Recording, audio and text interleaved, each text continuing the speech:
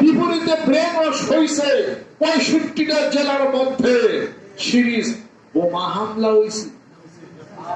এরা brain wash করে নাই, ব্রেন ওয়াশ হয়েছে হলে আর্টিজেনে সম্ভ্রান্ত পরিবারের সন্তানেরা বলে কথা ঠিক কেটে করে পোস্টমর্টম করা হয়েছে ওই ছেলেদেরকে যারা মারা গেছে। এরা কোনো মাদকাসক্তি ছিল কিনা দেখে যায়, ব্রেনের মধ্যে কোনো মাদকাসক্তি নাই, বিনিময় কিছু এখানে ঠান্ডা মাথায় কাজ করছে। নিশ্চয়ই কেউ না কেউ ব্রেন ওয়াশ করছে। আবার গাজীপুরে দেখেন, এখানে ওই মানুষ বাইরে আনেছে, নিজের মরছে, ব্রেন ওয়াশ হয়েছে না। আরেক ম্যাজিস্ট্রেটে মরছে, মারছো, ব্রেন ওয়াশ হয় নাই। আপনার গাবতলিতে ওই যে ইঞ্জিনিয়ার মতিউর রহমান, হ্যাঁ ব্রেন ওয়াশ করেনি, তো বউ গোলা মানবে গোলাগুলি করছে, বাড়ি এখনো আটকে আছে। তার বউ গোলা মানে সবাই নিয়ে বম ফাটিয়ে নিজে মহিলা গেছে, ব্যক্তিতে মারছে, ব্রেন ওয়াশ হয় নাই। ঠিক কিনা? হাগে যায় না। আমি 1 তারিখে দেখছি একজনের ব্রেন ওয়াশ করে। সুবহানাল্লাহ। কাজে গেছিলাম প্রোগ্রামে সন্ধ্যার সময়। সে প্রোগ্রামে যে গেছে ওই বাড়িতে উনার এক পুলাবর এই জঙ্গি গেছে, এই জঙ্গির খাতায় নাম লেখেছে। এতটা জানি না। ছেলের বেলায় চেষ্টা করে, ছেলে কোন জায়গায় জেনে যায়, এনে যায়, মনে যায়, বাপ মা আলাদা। কোনে সন্দেহ করেছে আমার পোলা আমার জঙ্গির খাতায় নাম লেখা যায়। হে বাড়িতে যে আমার নিয়ে যাবে, এটা আগে থাকতে কবি না। আমি এই জঙ্গির সামনে দেখতেছি, বম দেখেছে গরমে বসছে যায়, সেরা বসার পরে আনছে আমার পিঠ বাড়তে আসছে, আসবো না আনছে ঘরে যেতে আসছে। আমি দেখলাম যে মাথায় টুপি নাই, কিন্তু দাঁড়িয়ে আছে, একটা হাফ গেঞ্জি গায়ে, মোটা গেঞ্জি গায়ে। খেয়াল করলাম যে দু একটা কথা বলি, আল্লাহ রাস্তা নাই না, যদি জিকির আজকাল নামাজ কালে ধরান যায় না। মোটামুটি আধা ঘন্টা 1 ঘন্টা আমি ওয়াজ মান করলাম। খালি আমার স্যার দিকে তাই খেলে ওয়াজ করে শুনবো, এমনিতে থেকে কথা শুনবো। শোনার পরে তার বাবু মনে করছে যাই আমার হুজুরের কথা যখন শুনছে, পোলাটা মনে হয় মুড়ি ধুইব। এটা তো আসলে মুড়ি ধরবো না, এটা তো হেউ বোঝা পারে না, আমি বোঝা পারি। আমার একটা কথার উত্তর দেয় এখানে শুনছে। শোনার পরে তার বাপের উদাহরণ দিয়েছে, দাও তোমার আব্বা তার আমলাকে কত বলেন, তুমিও এই রাস্তায় আসো, জিজ্ঞাসা রাস্তায় করো, কি হবে। ইংরেজি পাকা জঙ্গি জানে কেন, জঙ্গিরে যতই বোঝান জঙ্গি বুঝছে নাকি। এরপরে শেষে বাপে করছি হাতে ধরে রাখতেছি, আয় মুড়ি গাছকে জিকির করি, যদি পরিবার পাবে মুড়ি জিকির করি।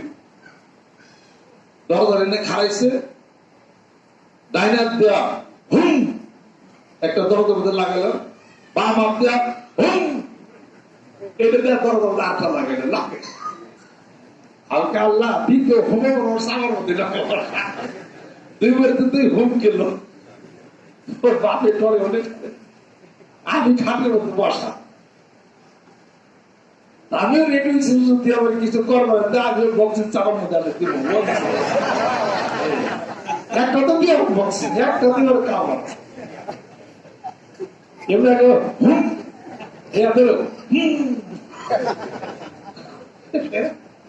দরজা ঠাস করে দরজা ভেঙে গেল, বাইরে গেল।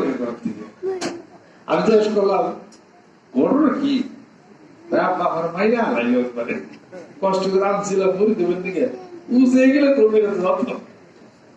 হ্যাঁ আপনি দেখলে বক্তব্য আপনার গেল দেখি গাড়ির সাথে আমিও বাইরে গাড়ির সাথে কিসের নাস্তা বুঝতে খাবো আয় বসতে দেখছি কি প্রায় জঙ্গি যা ধরা পড়ছে, মাথা টুপি নেয় দাঁড়িয়ে আছে, কথা লক্ষ্য করে। আমার নুরুল ইসলাম জেহাদিরে যে মারছে না, আমি একদিন বক্তব্য বলছিলাম আরো 2 বছর আগে, আমার বক্তব্যের ক্যাসেটে দেখে, এখানে যে মধ্যপাড়ায় খাজা পিসাব আছে না, পানি উন্নয়ন বোর্ডের যে মারা গেল, যে আমি বলছিলাম এই লোকেরা যারা জবর করে মারছে, একই সুতাই গাথা নুরুল ইসলাম ফারুকের তারাই হত্যা। আমার ওদের ক্যাসেট আপনারা শুনতে ও হত্যার ধরনে তাই বোঝা যায়। দেখলেন ঠিক সেইটাই ওদের অ্যারেস্ট করা হয়েছে, সেটাই ওই হিসাবে হয়েছে। তার কারণ ওরা হলো পূবের জমানায় গেছে। আল্লাহ নবী সাল্লাল্লাহু আলাইহি ওয়াসাল্লাম ওই যে কাফেরদের সাথে যুদ্ধ হয়েছে তরবারি দিয়া, ওইটা ওরা দোষ। যতক্ষণ তুমি জঙ্গিগিরির হিসাব পত্র করো, তরবারি জবা করার চিন্তা করো, তখন একটা মানুষকে তুমি আল্লাহ রাস্তায় নামাজের ডাক দেয়, তুমি হেদায়েতের মধ্যে তুমি নিজে নামাজ পড়ে জিকির করো, আরেকজন মানুষকে তুমি হেদায়েতের রাস্তায় নাও। তোমাকে কে শিখাইছে নিজে মরো আর মানুষকে তুমি বম ফাটে তুমি মরো? শিখাইলো কারা এই জিনিসটা? কে বেড়ে রস করেছে?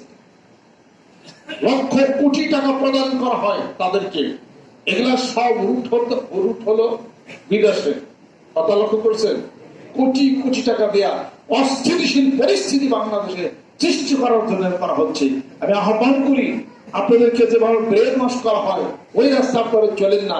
আল্লাহ জিকির করে, কোরআন শরীফ তেলাওয়াত করে, নামাজ পড়ে, আল্লাহ পাক সুন্দর জীবন দেবে। সুবহানাল্লাহ।